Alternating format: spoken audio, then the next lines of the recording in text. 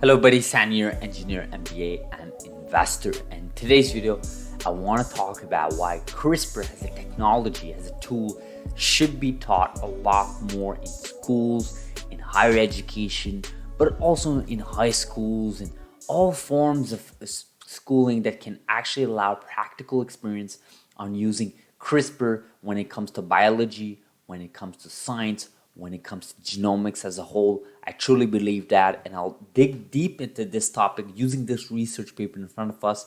But before we do that, before we jump into today's video, you guys know the drill. Like this video, smash that like button, destroy that like button. That's how our videos get through the YouTube algorithms.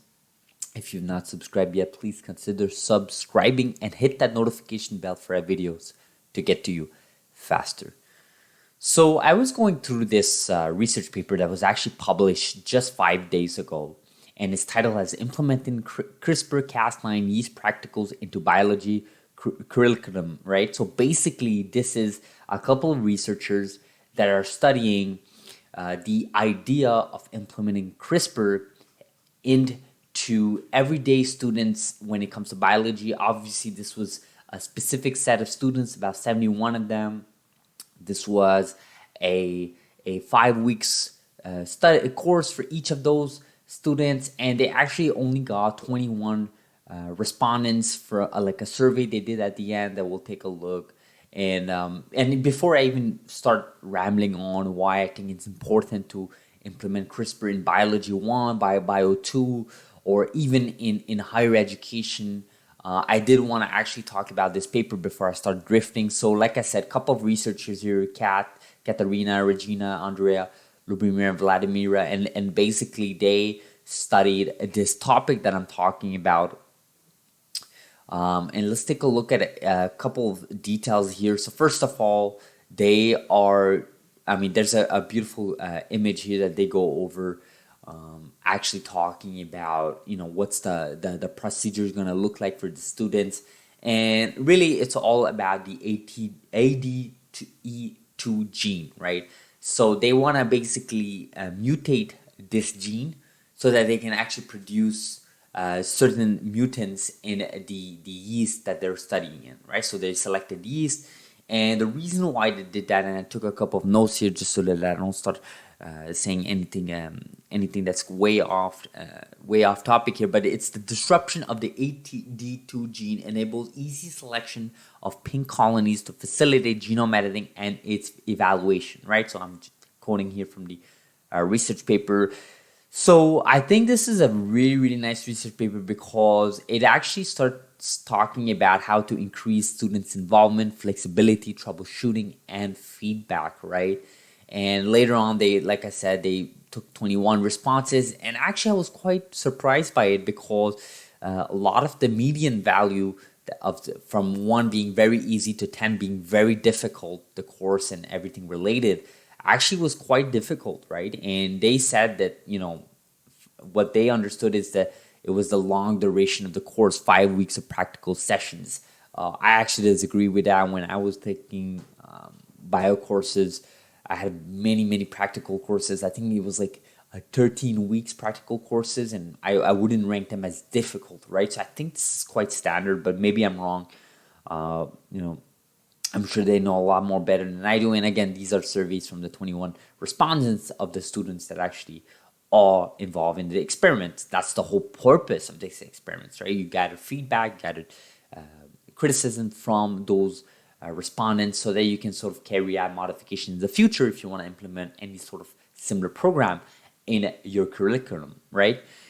And like I said, 71 participation. There was actually 3 hours weekly participation for a duration of 5 weeks total. So 3 hours per week. So that's about 15 hours. I actually don't think that's a lot of hours. Like I said, I had longer labs in them when I was in Bio 1, Bio 2 before going through the engineering route. But okay, so what are my thoughts here, right? What are my thoughts? And again, I will link this paper in the section below if you guys want to go over this paper. I think it is an important paper to look at because you're not just studying the actual efficiency of CRISPR-Cas9, for example, but you're actually in this case studying specifically how this type of program, this type of tool could be used for students across the nation in US, in Canada, in Europe, and across all nations here with higher education, but also high schools. And you're taking these bio courses, and we learn so much throughout these courses. And I can really say and attest to that fact, right? I think most STEM students should definitely have some sort of program to learn about Bio 1 or Bio 2. I truly believe that. Even myself as an engineer, I think it's extremely important to learn these types of concepts early on. And when you talk about CRISPR, right? When you talk about CRISPR, the reason why it's so important, and actually this article here, this research paper actually addressed that in the bio, right? And I'm quoting here: this transformation has a potential to result to a further boost in biomedical science, similar to what happened in the development of computers when their parts became available to amateurs such as Bill Gates, Steve Wozniak, Steve Jobs in the garage.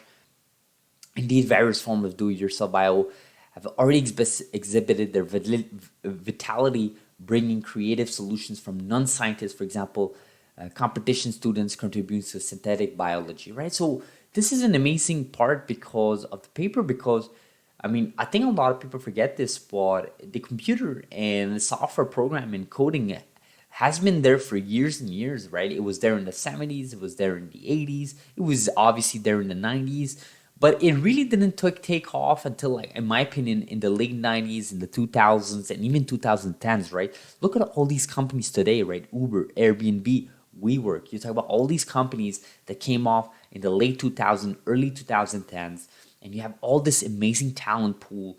And obviously, even after all of that, you still have restrictive talent. It's so hard for these huge companies like Airbnb, Facebook, Google, all these companies. They have a hard time actually recruiting amazing talent, right? And that's despite of years and decades of innovation, of improving course curriculums in schools and higher education, having more generations go through computer, internet, software programming, and so on. And then you try to translate that into what we're talking about in this video, which is CRISPR, which is synthetic biology, which is basically genome editing, which is mapping, sequence mapping, genomics as a whole, right? And you're not going to get there unless you sort of invest resources in education, right? And I think a lot of people may have their own opinion on, traditional schools, high schools, post-secondary or colleges. But I'm not really here to dispute that for now. I think I obviously have my own opinion on our legacy education system. But the point is that if you introduce these types of procedures, these types of programs for students to be practical and learn on hands, right? All hands on the deck, right? That's how you learn, right? That's how you accelerate your learning. That's how you sort of fire neurons and get your mind thinking, and you sort of unlock that potential for students, sort of use that and sort of, direct a career towards whatever they're passionate on, right? So I'm sure many of those 71 students look at this and said, this is not for me, right? Which is completely fine. And for the 21 respondents that said it was very difficult, it's completely fine to be difficult, right? But it is going to be difficult. But eventually, as you do more of it, as you learn more of it, and you sort of spread that, you increase your talent pool, right? And if you increase your talent pool, you ultimately allow these CRISPR companies in the public space that we are always talking about, whether that's CRISPR Therapeutics, Beam Therapeutics, NTLA, all these companies, right? You get more talent, you get more headcount, and you get more innovation. You lower the cost, you lower the entries of barriers, you lower the delays, and you get a huge advancement, a huge innovation, right? I think this is something that we don't often talk about, especially in this channel, is that it's extremely important to invest in the future, right? This is how you get to the next level, right? It's not where we are today, it's where we can be tomorrow, right? And then you sort of position yourself as just like a chess game, right? So you position yourself in n+1 being n being the current moment, +1 being the future, right? So it's something that I wanted to talk about, and I think this paper made me realize that. So I really appreciate what this paper did here. I'm just reading it over Sunday here, and I went through, like I said, I took some notes here, took a lot more notes than that, but I don't want to bore you guys with that. But I really appreciate this paper from these researchers, published just a few days ago. Thank you so much. And I think it is important for us to invest in programs for not just higher education. I know a lot of people in this space learn a little bit about CRISPR here and there in their second, third, fourth year in university, but I'm talking about post-secondary, I'm talking about end of high school, I'm talking about being practical, I'm talking about making this mainstream, right? It is definitely not still mainstream. It is not mainstream, but it should be, right? Because it's so easy. And what is more attractive and as a topic to say that you can now edit genes? Now, obviously, there's the concept of ethics, there's the concept of cost, there's the concept of who gets to do what, in what society. There's cultural differences, religious beliefs, and so on. But science does not lie. That's my opinion, right? Numbers don't lie. Science does not lie. And if you can implement these type of programs, I think you ultimately increase talent pool, right? That is the goal of this video, right? How can we increase talent pool for our future next 5, 8, 10 years, right? Next generations, right? So hopefully you guys appreciated this video. Thank you so much for watching. I'll end this video like this. Let me know what you guys think about this paper, about this topic, about introducing CRISPR as a mainstream in schools, various forms of educational program being practical. Thanks so much for watching and have a beautiful Sunday. Thank you.